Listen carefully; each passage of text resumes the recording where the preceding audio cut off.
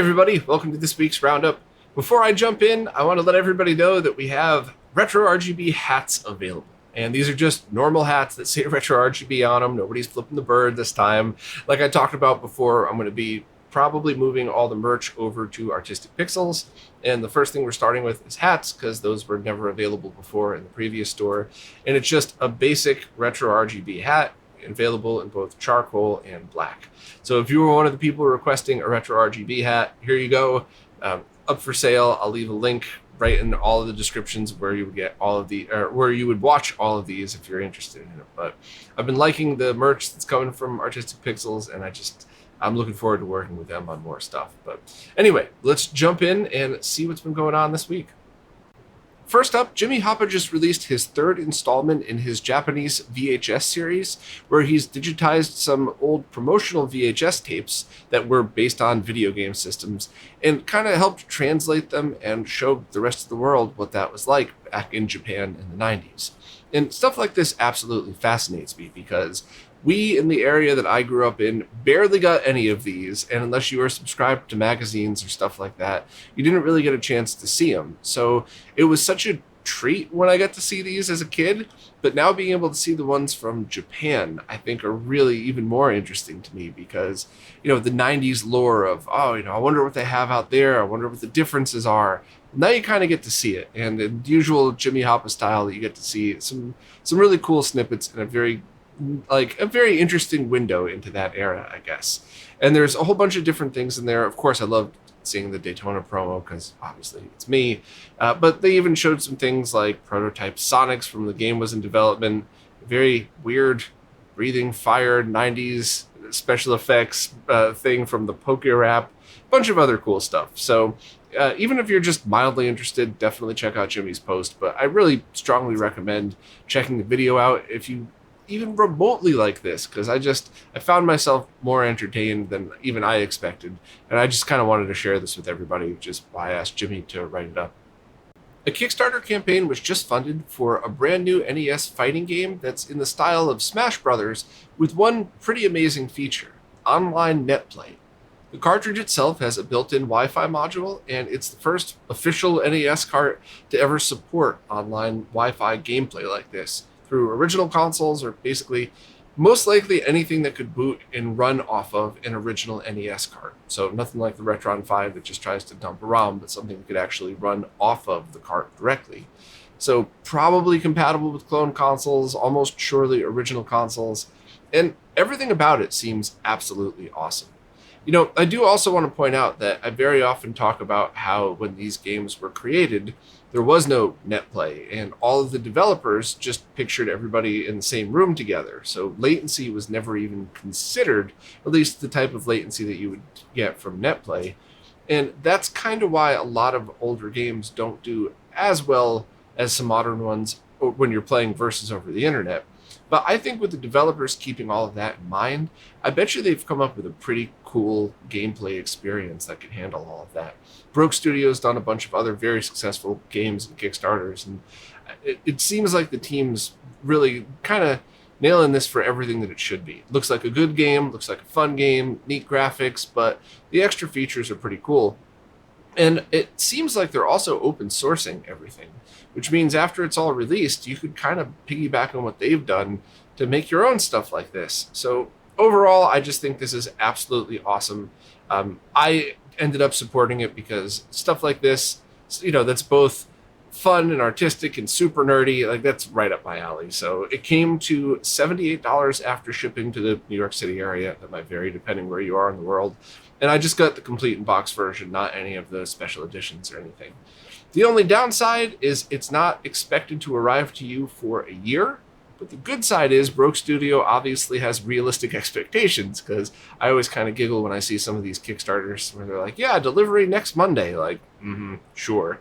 So, but yeah, everything about this looks positive and awesome, and I'm absolutely willing to take a risk pre-ordering it to make it happen. So the Kickstarter campaign was already funded, and once again, Broke Studio has sold a bunch of other successful Kickstarters and stuff like that in the past. So if you're even remotely interested, this is certainly worth checking out the link. And you could also download a local play-only demo ROM if you want to just kind of get an idea of what the game's about. But I didn't to be honest, I didn't even try it. I just knew that this is something that I wanted to back, and I'm looking forward to trying it out when I get mine next year.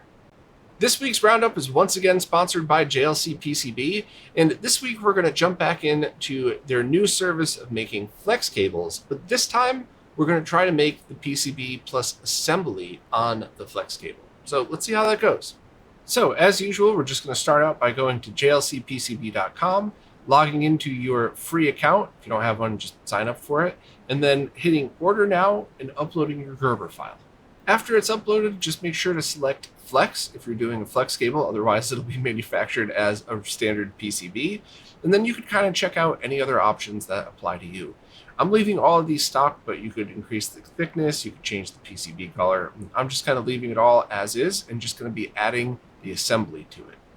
Also, once you hit confirm, you might get a notification that it requires each side of the PCB to be larger than a certain amount. So they'll just add edge rails and you'll have to separate them when it arrives, but that's kind of standard, much like it would be with certain PCBs as well. So once you hit that, you just have to reconfirm and it'll give you a basic idea of what it's going to look like, which you can zoom in a little bit better later on. Then you're going to add the bill of materials file and the pick and place file. And from here, it's pretty standard, just like placing any other PCB plus assembly order. It looks like one of these components is not selected, so I'm not really sure what's up with that. But this is just a basic resistor. So I'm going to let this one go and add it myself afterwards, just because this is one of those things where since I'm only making a handful, it's probably more efficient to just add it. Whereas if it was a component that was very thin pinned or something like that, then it probably wouldn't be something that I'd want to do myself. But let's just continue forward here. And this is one of the things, like I showed in other orders, where if you don't have an item to place, you can just hit do not place. You don't have to select the parts. And here is where you can zoom in and kind of check out where everything's supposed to be. Unfortunately, it doesn't look like a lot of the things are lined up here. So I'm going to have to go back and check exactly what's going on, and I'll follow up in next week's ad so we can figure out what's going on with this and make sure that we get the correct flex cables made. Another new retro pre-order for you. Limited Run Games just opened pre-orders for the game Trip World, and there's a whole bunch of different editions available. There's the original Game Boy game, which is essentially a fully licensed re-release of the game. And if you're a fan of collecting original games and officially licensed stuff, just buying that is certainly a lot better than spending hundreds on original copies on eBay.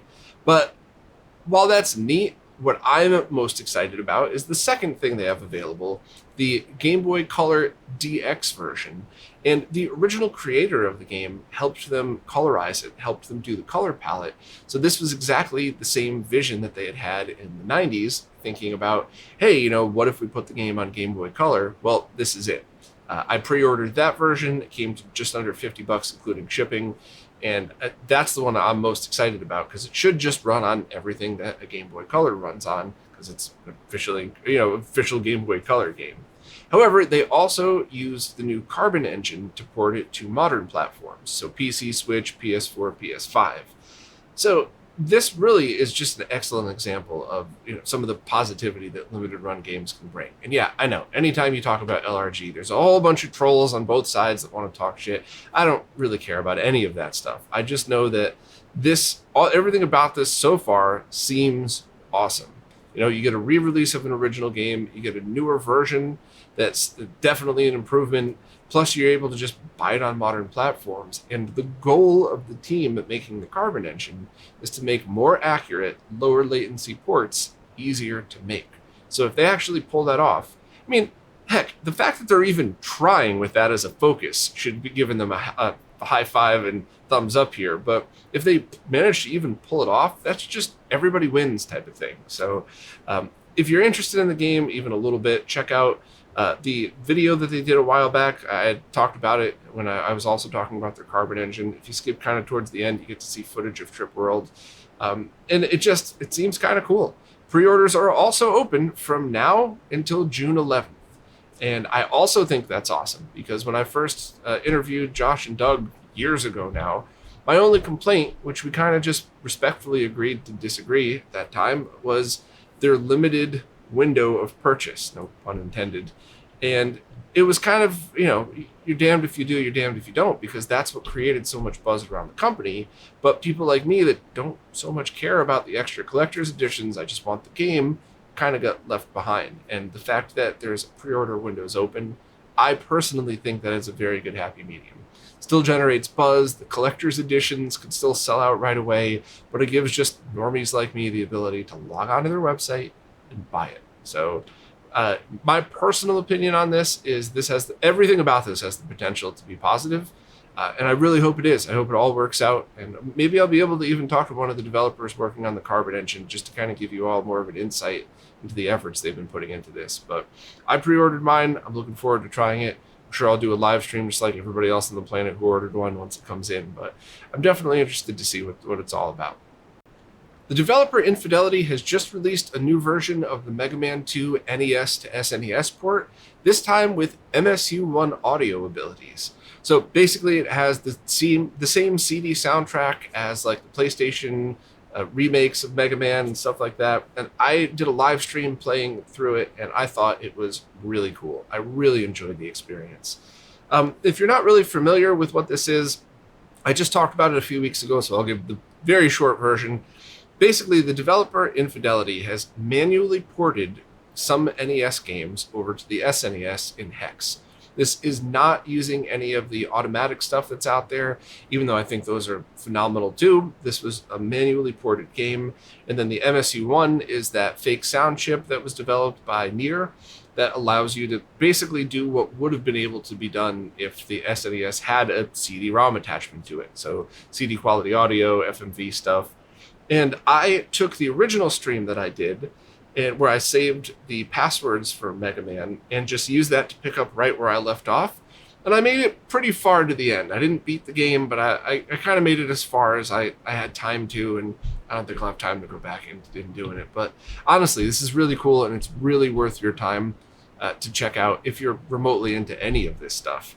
I did, once again, find it better than the NES version because there is less slowdown and less flicker.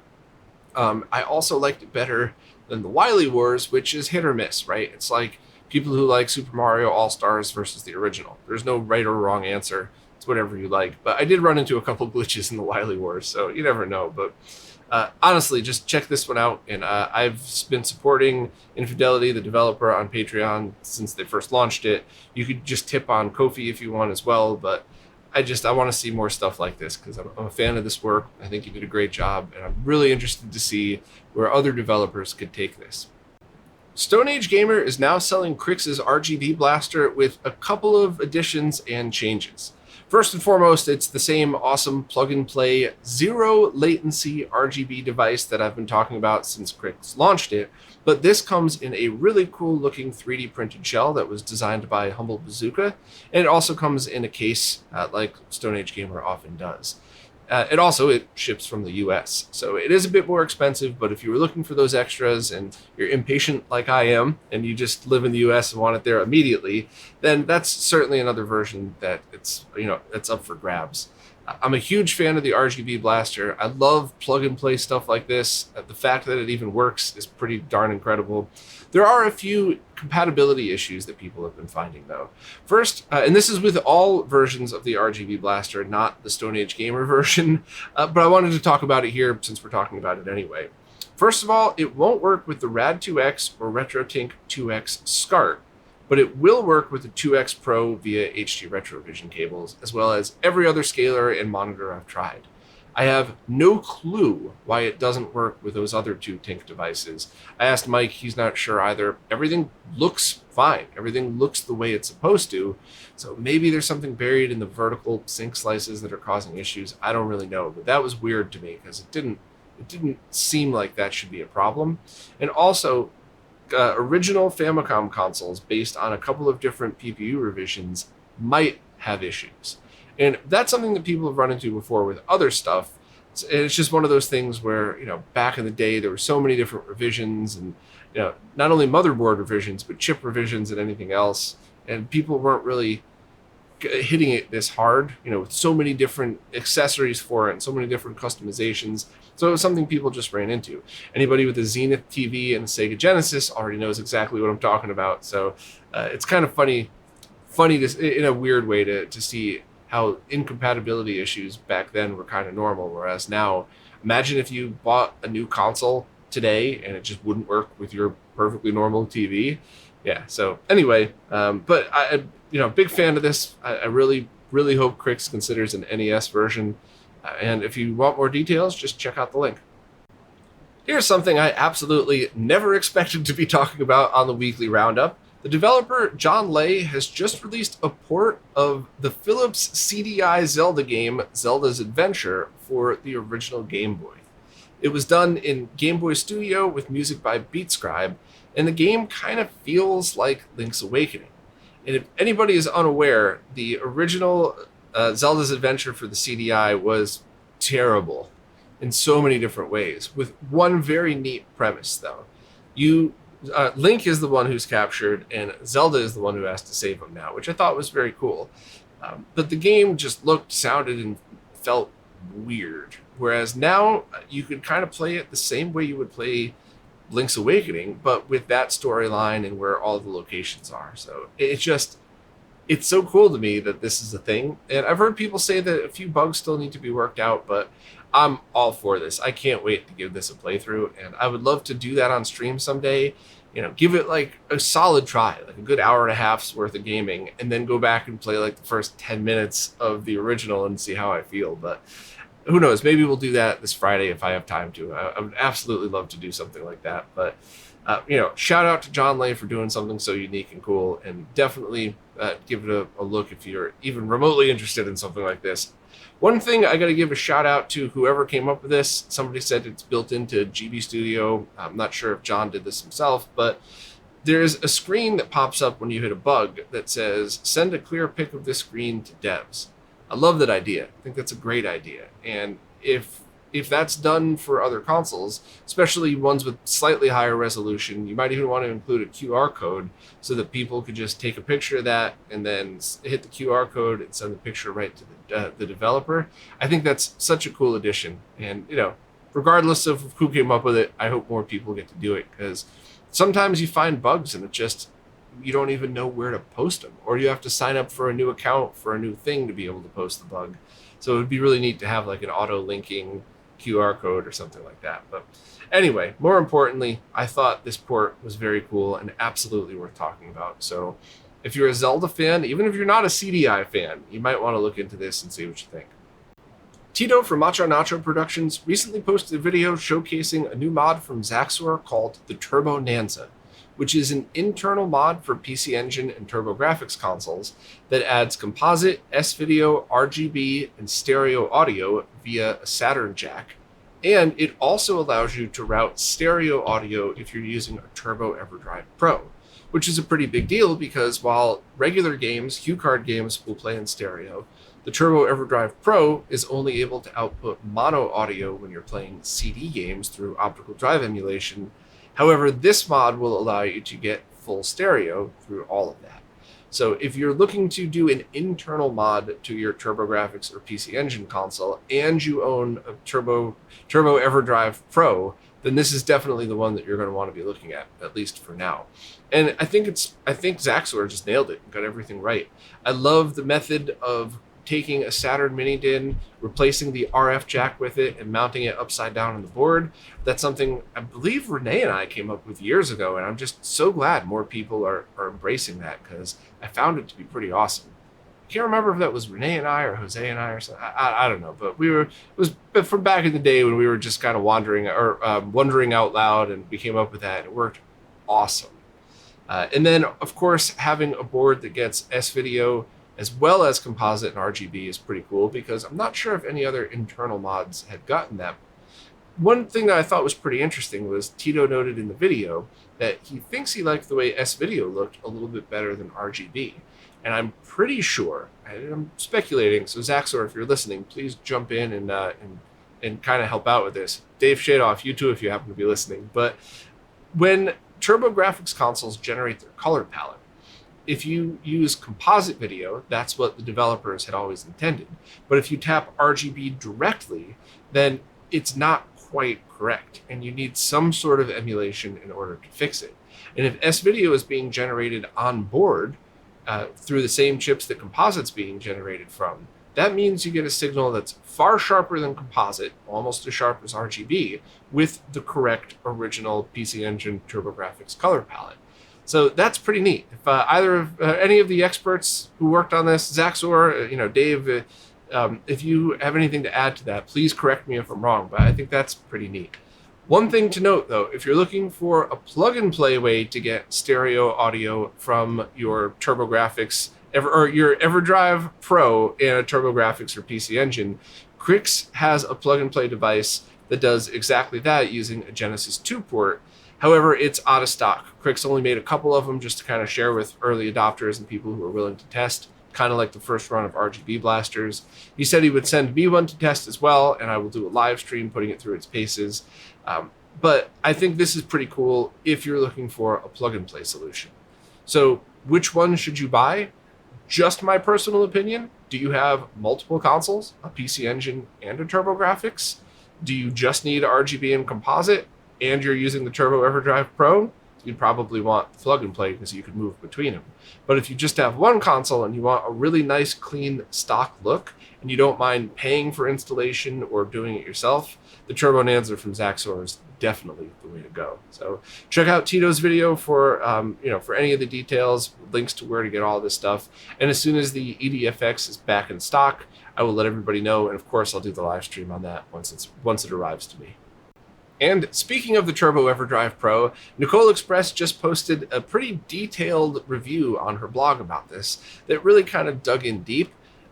Spoilers, she mostly liked it. The only kind of bummer was it still wasn't thin enough to fit in the Pioneer Laser Active module, but that's kind of a small complaint, and that's not something many people have either. But if you're into technical analysis and you really want the details of this stuff, I would highly recommend checking out Nicole's blog. And I just want to politely remind everybody that everything Nicole does is on her blog and on her Patreon account. I am very happy to support her on Patreon because I want to continue to see all of this awesome nerdiness come through. But if you just kind of want to check this one out and you don't normally like nerdy deep dives, you could go directly to her blog for that. But consider supporting on Patreon because Nicole does a whole bunch of really cool stuff and I'm very happy to support. But yeah, awesome in-depth technical write-up, a lot of cool things that you could learn about it. Even if you already own a Turbo Everdrive Pro, you might learn a few things. So definitely check it out and see what you think. And I'm, of course, always going to keep an eye on whatever Nicole's got coming next. Now it's time for this week's Mr. Updates, care of Lou from Lou's Retro Source. As usual, I'm going to skim through these, but if you hear anything that piques your interest, please check out all of the details in Lou's video. First up, Hotego released a beta of Arkanoid 2 to Patreon subscribers, and if you have a spinner controller, you could just use it with the core, and that's absolutely the best way to play Arkanoids with the spinner. Next, Pierco revealed that the next core he'll be working on after Kick and Run will be for the Fujitsu FM7, which is a Japanese computer.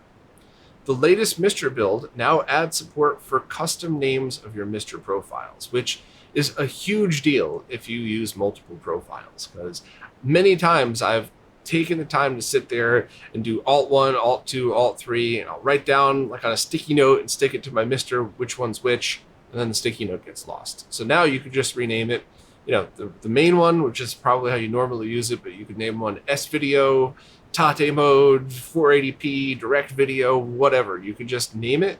I think there's a 4-character limit, so you just have to be creative. But still, it's better than 1, 2, and 3. It's probably give you a lot more clues as to what your profiles are. So much appreciated there. Also, Mr. Add-ons posted another video of the upcoming RF adapter, which is almost ready to release. I think I'm very interested in buying one of these and checking it out because I really do think more people might end up using this than they realize. Or, you could just go get an old VCR, but I mean, how many people would want a big old VCR if you don't watch tapes and you're just using it to convert signal? Next, Jimmy Stones showed off the first graphical output for Juno First, which was an early Konami shooter. Robert posted some more updates about the software emulator for the N64 core. So just to be clear, the way Robert does this stuff, he writes the software emulator first, that's designed for development, not for gaming. So while Robert will probably make that code available for people who want to use that later, this isn't like an emulator that you load up your game and start playing. This is meant for development. So I'm not taking away from this project at all. I just want to curb everybody's expectations. I don't want anybody seeing video footage and thinking there's a working, running N64 core just around the corner. I'm sure there's a lot more work to it. Also, Pierco made some progress on graphic decoding for the Kick and Run core. And there's also been an update to the in-development Neo Geo CD core with improved compatibility. You could download a test file from the Mr. FPGA Discord or the forums, and this won't require the use of an unstable Mr. main. You can just make sure your Mr. is updated to try it. And I think this is an awesome idea, because while there's only a few exclusive things on Neo Geo CD worth trying, they're pretty neat. There's that one shooter that I really enjoyed, so happy to see that.